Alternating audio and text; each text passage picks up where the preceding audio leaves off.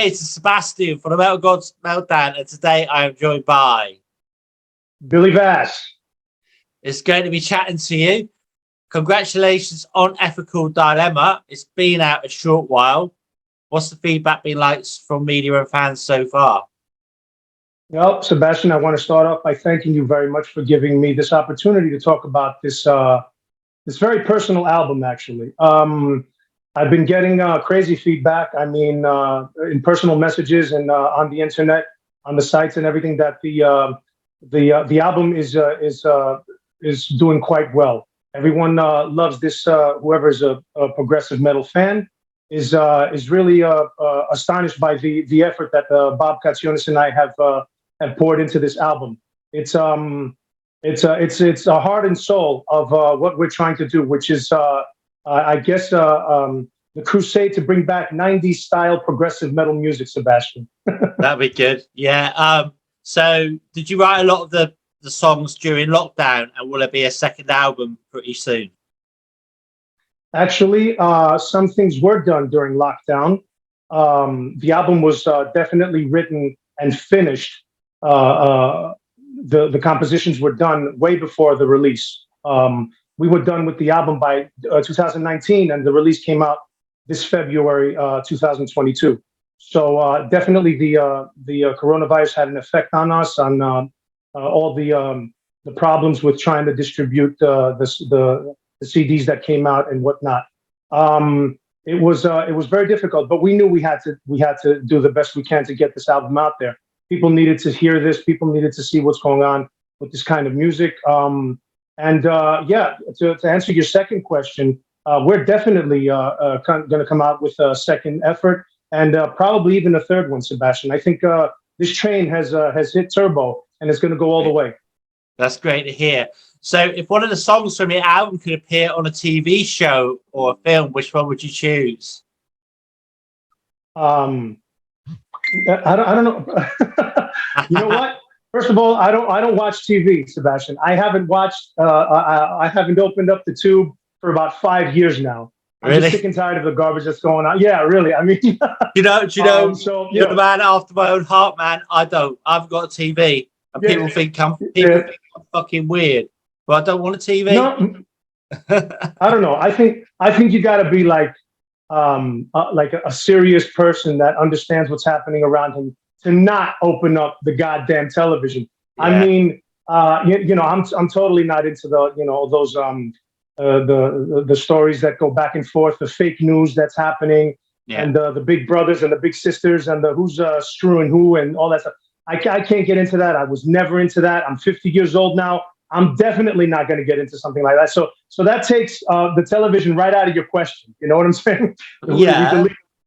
But what about a film then? I mean, I don't know. What about a film? What about James Bond or something like that? Wow, James Bond. Yeah. Well, who could say no to James Bond? I mean, seriously. I mean, that's 007. I grew up with all the films, Yeah. And by the way, my favorite was Roger Moore. He was my favorite Bond. I love him. Yeah. You can't say no if somebody turns around and says, how about sticking one of your songs in a soundtrack? Or you know what? I was even thinking of, with my band Terra Incognita, that music that we wrote, like that power, heavy, epic kind of progressive stuff. I thought it fit quite well in the World Wrestling Federation. Like, right. I would picture like a superstar from the World Wrestling Federation popping out, and like Terra Incognita blasting out on the speakers. Yeah. That's kind of, but this progressive stuff, I don't think is for anything other than something quite progressive. Even a movie, why not? Absolutely. And the album cover is quite interesting. What's the story behind that then? Well, that's all Bob Katsionis. That's all my partner on that. I told him, of course, what I was thinking, what I had in mind, and he just has this crazy ability to take what you say in words and put it up as an icon, as a picture. He's a director, of course, of films and video clips and everything. So he knows how to key in on what you're trying to say with words, and then he brings it up as an icon. So I told him, what you see is what we kind of discussed back and forth. We definitely wanted to go into a direction because of the album, because of the content of the album. It's a concept album, so it had to be something serious. It had to be something kind of gloomy, I guess you can say. And of course, a lot of Fates Warning fans, they go straight to the Pleasant Shade of Grey album cover. It kind of reminds them of something like that. We kind of hit the same colors and the same effect, that gloomy effect, like I said, with the guy holding the umbrella, rain coming down, and like in this like a deserted neighborhood and whatnot. And that's basically, we had a couple of album covers that we were gonna, but we went back and forth on. But this one was the best one from the decision we had to make. Brilliant. So can you tell us what are your plans for the rest of the year, and are there plans for Terra Incognita to release any music soon? All right. Well, the plan now is, of course, to promote Ethical Dilemma, well, the Vass Katsionis project. I have put Terra Incognita on hold. The band is in the icebox right now. Right. After touring, we went to the States. We went into Europe. We did, of course, the local scene here for many, many years. We established a great name. We came out with 2 albums and an EP. They went quite well, actually. And we kind of got to the point where it was time to write the 3rd album or take like a huge hiatus. And the rest of the band members and I, we got together and we decided to take the hiatus because we were very, very tired, like I said, from promoting everything we had come out with album-wise, and we were pushing hard. We were opening for great bands like Gravedigger, Firewind, Primal Fear, Ginger. We went out supporting our albums full blast, and it was very difficult. It was hard because we're not a huge band. We didn't have the budget, we didn't have the finances and whatnot. So it really took a lot out of us. And all of the band members kind of said, you know what, we're taking 5 steps back. And we'll see what happens in the future. But right now, Terra Incognita is in the icebox. It's going to stay there for a while because I'm really loving what I'm doing with the Vass Katsionis project. I think I hit the nail right on the head with this, and I'm going to go forward with this straight through 2023. Like I said, been discussing with Bob already the 2nd album. He's composing some music on that. I'm coming up with a lot of lyrics. I mean. We're very fruitful at the moment towards the 2nd Vass Katsionis effort. Cool. That sounds awesome. So going back to playing live then, what would you say has been your best experience playing live? Best experience? Yeah. You know what? I'm going to say something cliche, Sebastian, but it's God's honest truth. When you just love to do that, when you just love to go out and perform and play in front of a crowd, whether it's 10 people or whatever 5,000 people, we've done both. It's the same for me, to be quite honest with you. It's just the best in general to be able to grab that microphone and start blasting away the vocals on our material. There's no other feeling like it, and I just can't. I could tell you worst moments that we. Yeah, that's my next question. That's my next question. Yeah, well, that's more interesting actually. Yeah, because the best stuff is. Best is the best, just going out there and doing your thing and just getting the positive feedback from the fans and the crowds.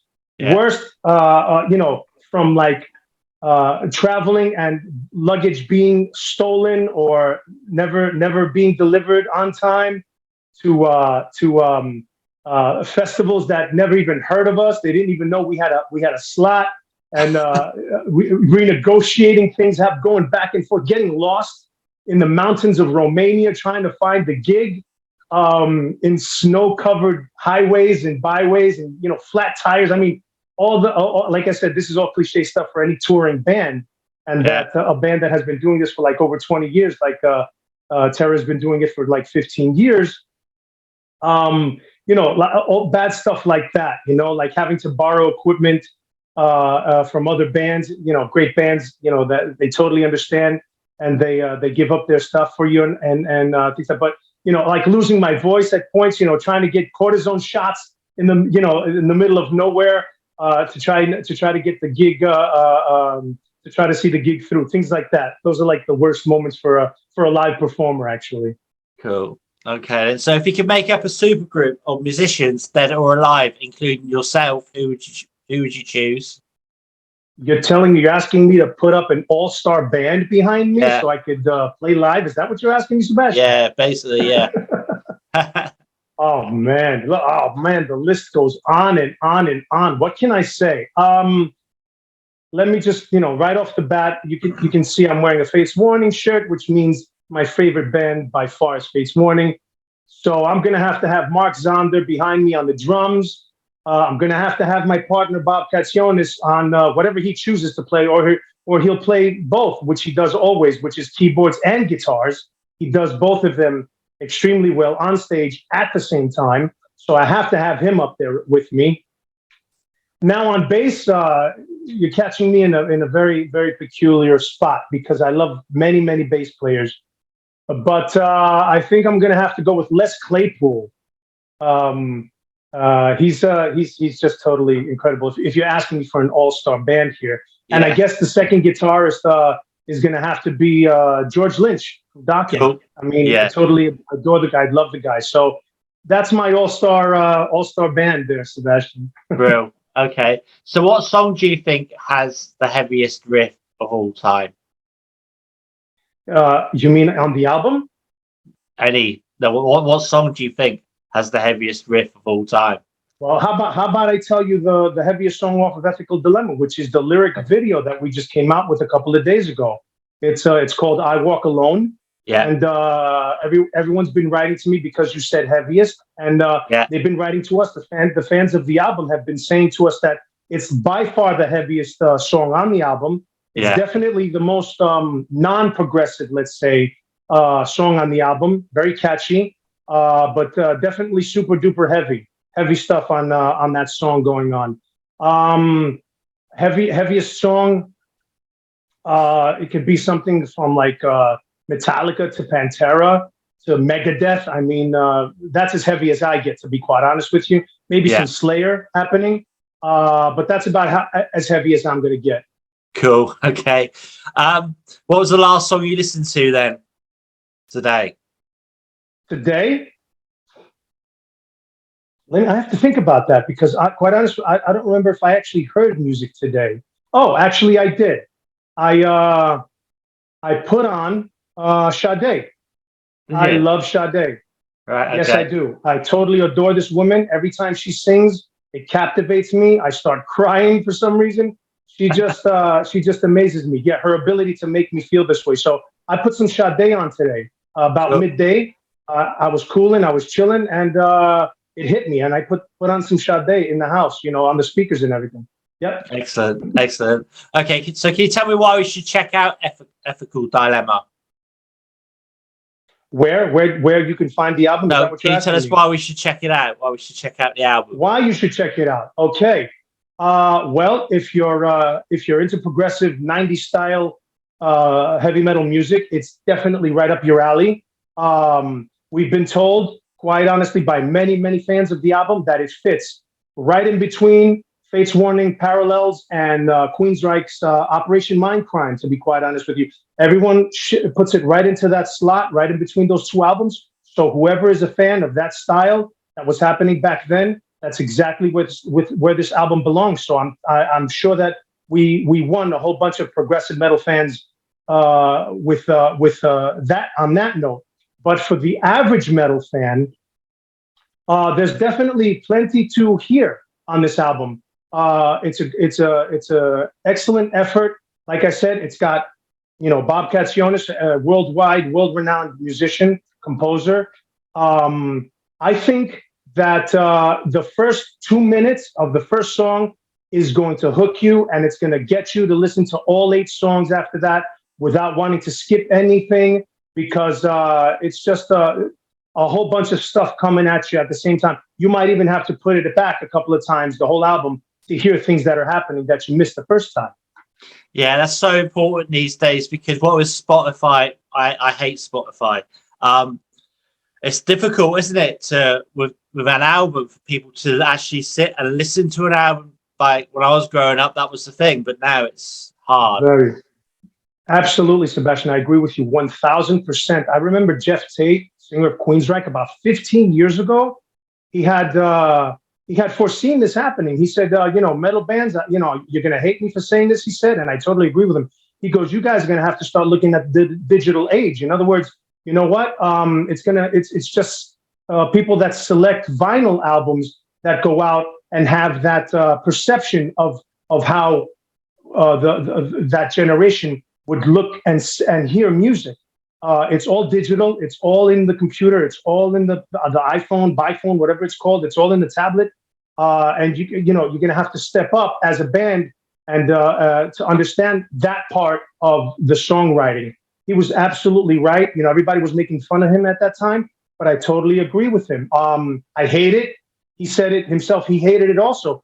But in order to survive, you have to go with the flow. Like I said, it's a double-edged sword. You get cut on the one side, but the other side really gets you to a lot of people that you just might not be able to get to if the internet wasn't doing what it's doing. So I totally agree with you, Sebastian. I hate the whole process. I miss opening a cassette and sticking it in a cassette player. I mean, I'm from 8-track generation. I'm from the 8-track generation. I remember having Kiss Dynasty on 8-track. Yeah. I mean, that's where I'm coming from. I had Black Sabbath on 8-track, but opening the vinyl, smelling it, putting it on play, listening to the needle, crackling up in the speaker. I mean, we talk about this and we get goosebumps. This generation and the past one will never understand that. So, like I said, you got to go with the flow. You'll always have the vinyl coming out and the cassette for the diehard fans, for the collectors. But we got to hit that digital age head on, Sebastian. I do believe so. Definitely. Okay, so there's 5 questions now, either or either. So the first one is small, intimate gig or festival. Oh, wow. I've done both plenty of times. Went away with great positive vibes from both. I really can't pick. Other times I'll tell you, wow, that small venue was fantastic. I mean, crowd surfing and everything.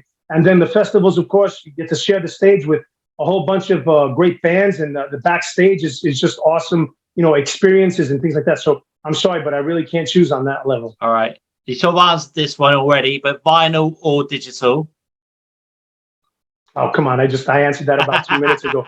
Vinyl all the way. 100%. All the way. I mean, 1,000%. Even though, right now, my pickup is on the fritz. It's not working. I still open up my vinyls, I still need to reminisce and get back like, 30 years ago, what used to happen back then with the vinyl. Absolutely. Totally. Saint or sinner? Holy shit. Sinner all the way, man. Excellent. Next one. Okay. Thrash metal or doom metal? Oh, wow. Shit. Thrash metal when I was a teenager. Doom metal when I hit my 40s. God damn it. Shit. You really got me on the spot, Sebastian. You really do, because I love both. I really love both genres. I really do. Shit, I'm going to have to go with thrash, though. I'm going to have to. It has half a leg up on doom metal, thrash metal. Yeah, I'm the same. And the final one, Masaka or beer?